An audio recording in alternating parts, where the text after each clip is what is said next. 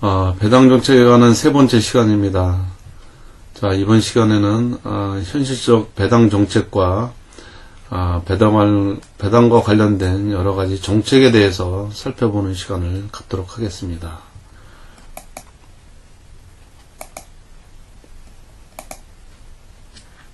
자, 디비던스 폴리시에 대해서 마무리하는 그런 시간이 되겠어. 자, 현실적인 배당 정책은 크게 세 가지로 구분할 수 있습니다. 배당의 안정화 정책과 그다음에 배당의 잔여 이론, 그리고 배당의 결정 요인, 이러한 세 가지 측면에서 한번 살펴보도록 하겠습니다. 자, 먼저 배당의 안정화 정책입니다. 자, 아무래도 투자자들은 그 안정되게 배당을 지급하는 그러한 기업의 주식을 소유하려고 많은 노력을 하겠죠. 그리고 그러한 투자자들은 미래 현금 흐름을 어느 정도 확실하게 추정할 수 있는 그러한 생각을 가지고 있겠죠. 따라서 그러한 투자자들은 안정적인 배당 지급을 하는 그러한 기업을 선호하게 됩니다. 그래서 이러한 측면에서 기업들은 배당을 지속적이고 안정적으로 주려고 이렇게 노력하는 정책을 가지고 있겠죠. 또한 연기금, 보험회사, 외국 투자자들도 마찬가지죠. 이러한 기관 투자가들의 투자 형태도 사실은 수익성보다는 미래의 그 현금 흐름, 즉 배당금이죠. 이러한 부분을 좀 중시를 하고 있는 그런 추세입니다. 우리나라 주식시장에 참여하고 있는 그 외국인들이 약 40% 정도 됩니다. 그래서 우리나라 주식시장에 투자하고 있는 많은 외국인들도 이 배당에 대해서 아주 많은 관심을 가지고 있고, 이 배당을 안정적으로 지속적으로 주는 그 기업에 대해서 투자 규모를 늘린다는 그런 내용을 우리는 잘 인식할 수 있었을 것입니다.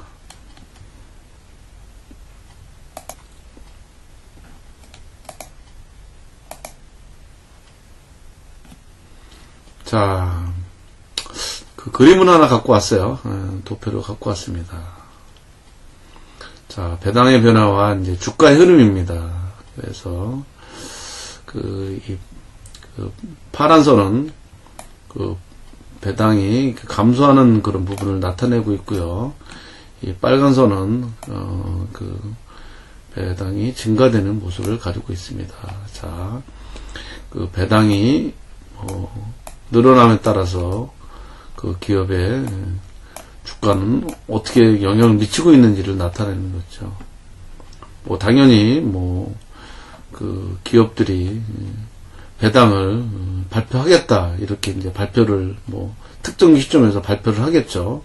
물론 그게 이제 5일 전이 됐던 3일 전이 됐죠. 그러면 발표를 이미 하면 발표한 시점부터 이 주가는 오르게 되죠. 왜? 그만큼 기업의 가치를 높게 보고 단기 수익이 많이 냈다는 것을 알 수 있으니까 결국은 주가에 반영을 시킨다는 그런 뜻이겠죠. 그래서 이 배당을 발표한 날까지는 이 주가가 지속적으로 이렇게 상승을 하게 됩니다. 그러나 실제적으로 그 배당을 발표한 날 당일 이후에는 이미 주가가 선반영됐기 때문에 주가는 크게 오르지도 않고 있는 모습을 보이고 있습니다. 자, 반대도 마찬가지예요. 배당을 이제 감소하는 그런 기업이 있는 경우에 그게 5일 전이 됐든 4일 전이 됐든 3일 전이 작년에 비해서 올해는 배당이 적을 것 같습니다. 당연히 투자자 입장에서 볼 때는 기업이 순이익이 줄어들어서 배당이 적어진다, 그러한 모습을 보이겠죠. 그러다 보면 당연히 어떻게 돼요? 주가가 이렇게 급락하는 모습을 보이게 됩니다. 그러나 실제적으로 배당을 발표한 이후로는 이렇게 주가가 크게 변하지 않는 모습을 보이게 되죠. 이게 바로 이제 나중에 우리가 한번 살펴보게 될 그러한 정보에 대한 신호 효과라고 이렇게 볼 수도 있지만, 주가라는 것은 미래의 경기에 대한 선행지표로서 가지고 있기 때문에 이런 주가는 배당에 의해서도 그 민감하게 그 반응을 하게 됩니다. 자, 재미있는 그림을 한번 가지고 와봤습니다.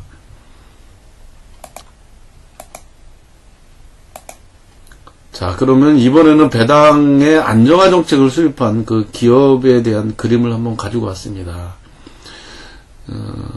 월터 워치 컴퍼니라는 그 미국계 기업 회사입니다. 1950년도부터 1980년대까지 기업에 배당금을 지급한 부분을 도표로 표현했습니다. 물론 뭐 결론적으로 말하면 이 기업은 배당을 이렇게 안정적으로 이렇게 지급하는 기업이죠. 물론 뭐 주가라는 거는 뭐 변동성이 있겠고 또 기업의 순이익에 따라서 뭐 배당금을 뭐 지속적으로 뭐 일정하게 지급할 수는 없습니다. 뭐 예를 들어서 1965년 같은 경우는 뭐 기업들이 뭐 물론 이 기업뿐만 아니고 많은 기업들이 어려움을 겪었던 시기입니다. 그래서 이런 경우에는 다소 배당이 줄어들었긴 했지만 전체적으로 이 배당금은 이렇게 일정률만큼 상승하는 모습을 보였다는 것을 이렇게 알 수 있습니다. 상대적으로 이런 기업들에 대해서는 뭐 투자자들이 뭐 긍정적으로 이렇게 생각을 많이 하겠죠.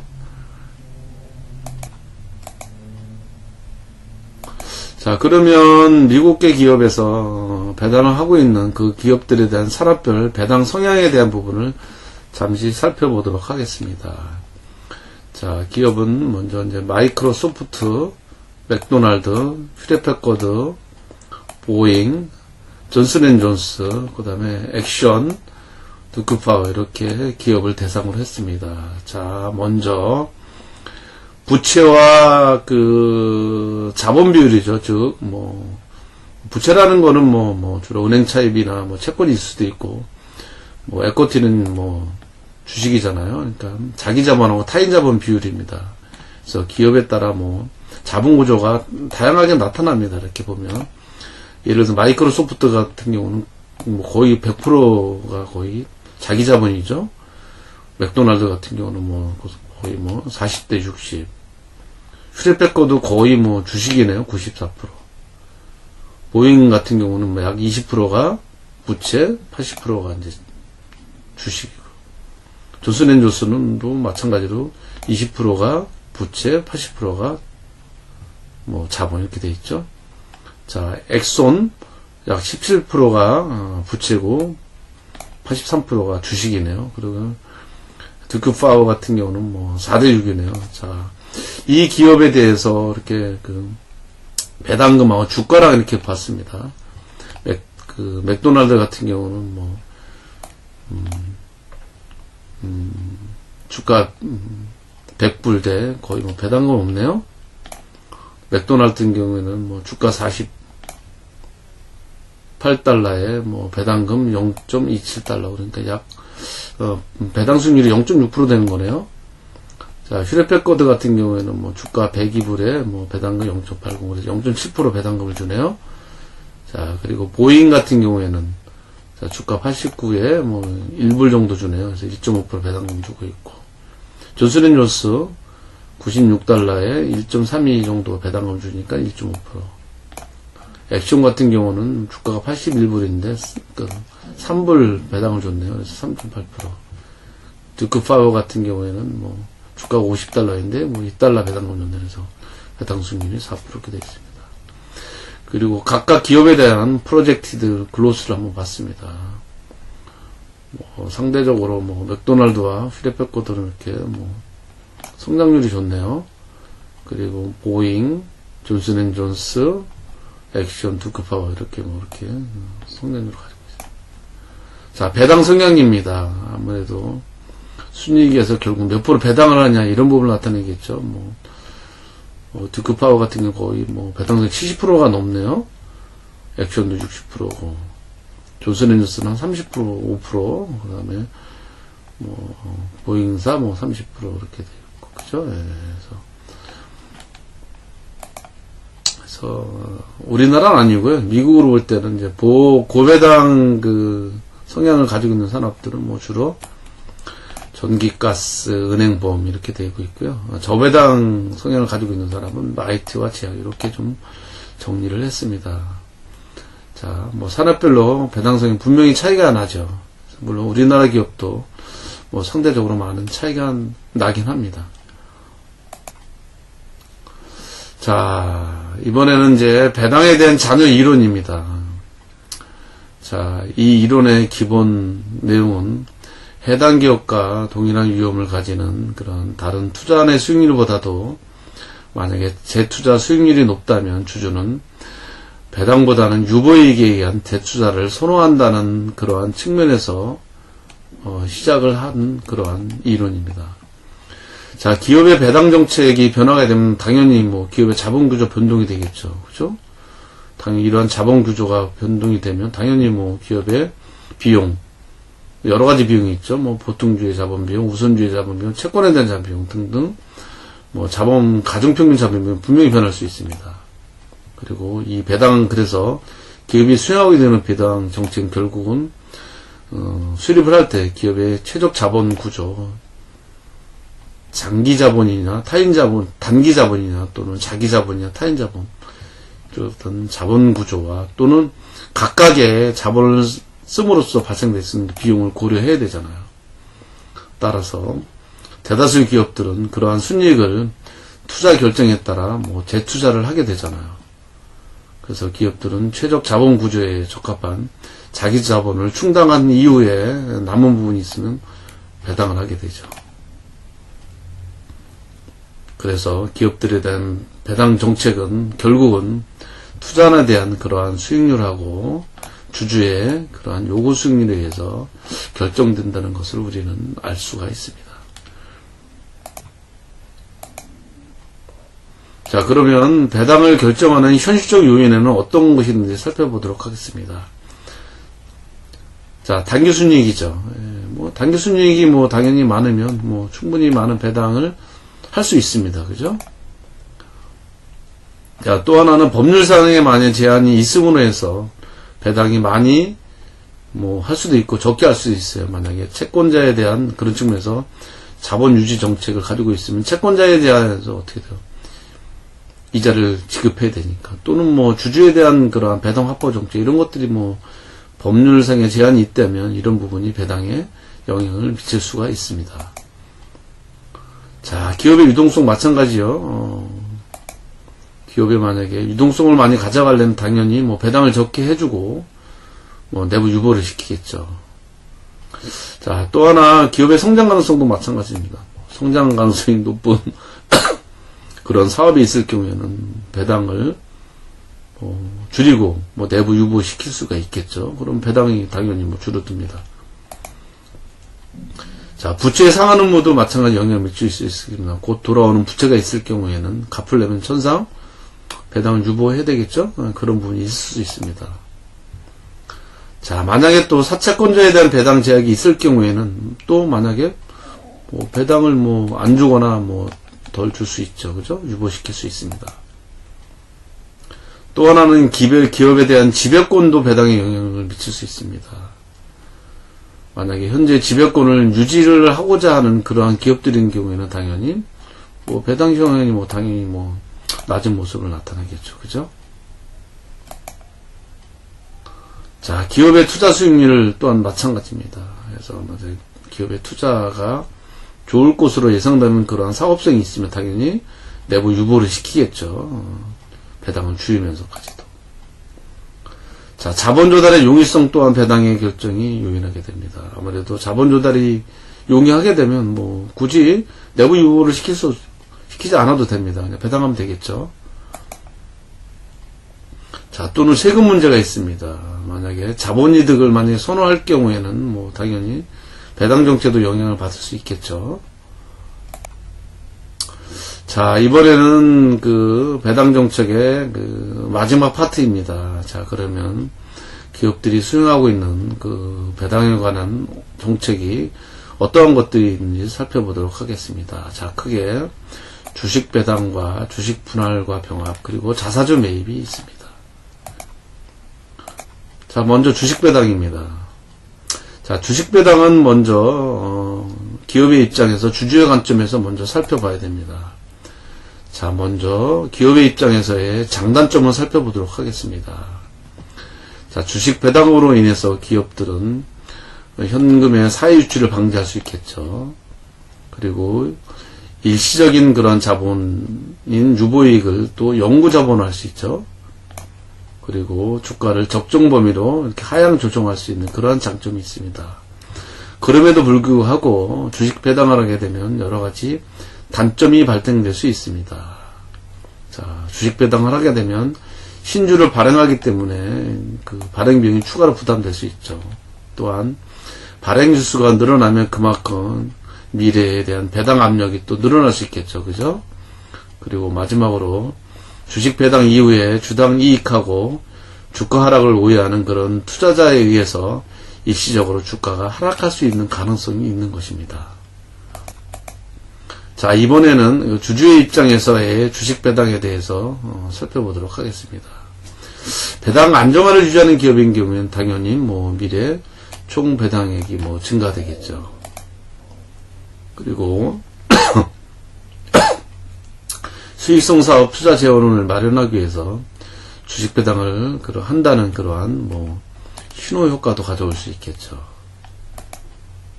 그리고 유동성 부족에 따라 현금을 배당 못한다는 그러한 신호 효과도 가질 수 있죠. 이러한 측면에서도 인식할 수 있습니다. 자, 두 번째 주식 분할과 주식입니다. 주식 분할은 주식을 나누는 거죠. 방법은 두 가지가 있습니다. 한 주를 두 주로 나누는 부분도 있고요. 액면가를 분할하는 방법도 있습니다. 이러한 주식 분할을 하는 목적은 단순히 주당 주가를 낮춰서 주식 거래를 원활하게 하는 그러한 목적이 주로 되어 있습니다.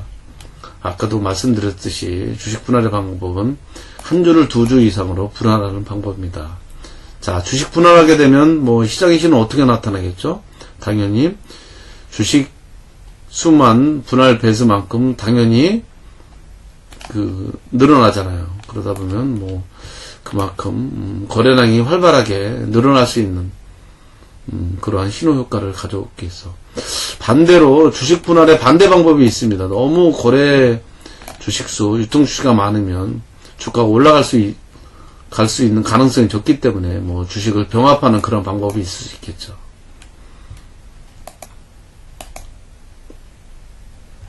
자, 그러면 주식 분할 및 주식 배당과 주가가 어떠한 관련성이 있는지 한번 신호 효과를 통해서 살펴보도록 하겠습니다. 자, 빨간색은 주식 분할을 나타내고 있고, 파란색은 주식 분할과 배당을 나타내고 있습니다. 그리고 녹색은 주식 배당을 나타내고 있습니다. 자, 주식 분할이나 배당이나 또는 주식 배당을 하게 된다는 그러한 정보를 기업이 발표를 하게 됩니다. 그죠? 근데 발표하기 이전부터 물론 이렇게 주가는 이렇게 오르게 됩니다. 바로 정보 효과죠. 그 기업이 아무래도 특정한 날짜에 주식을 분할하고 또 배당하고 주식 배당하게 된다는 것은 그 기업의 가치를 높게 판단할 수 있기 때문에 주식을 매입하는 그런 매수 세력이 높겠죠. 그러니까 주식이 점차적으로 이렇게 올라가게 됩니다.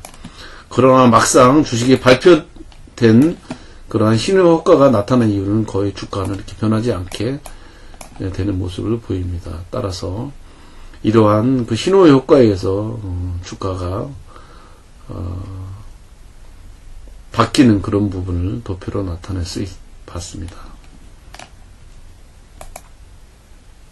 자, 이번에는 자사주 매입니다. 자사주라는 것은 그 기업이 발행한 그러한 주식이 되겠죠.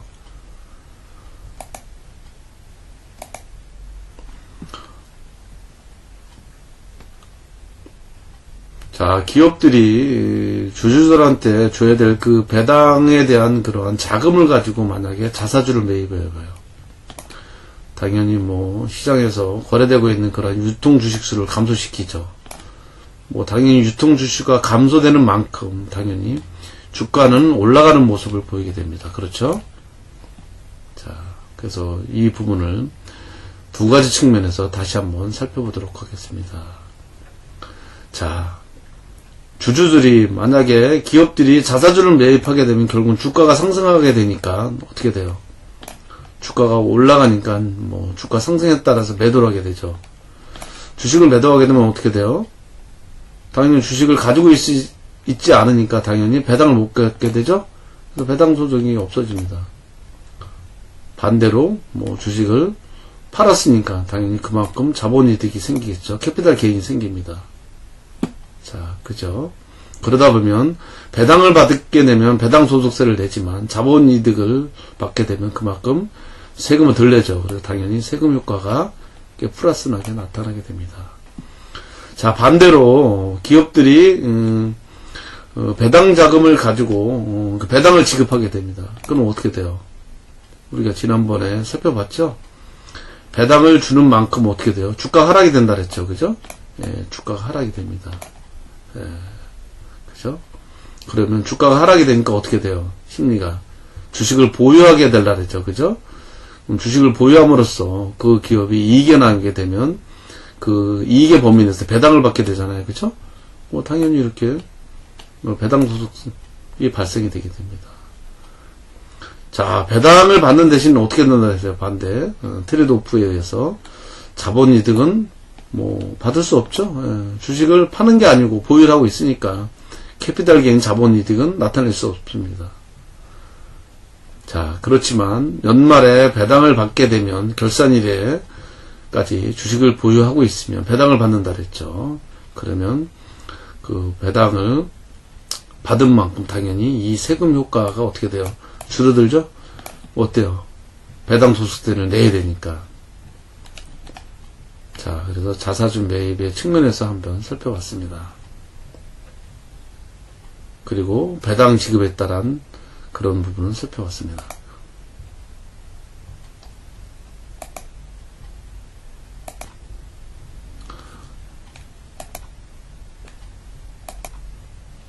자, 여러분들 수고하셨습니다. 좀 정리를 좀 해보겠습니다.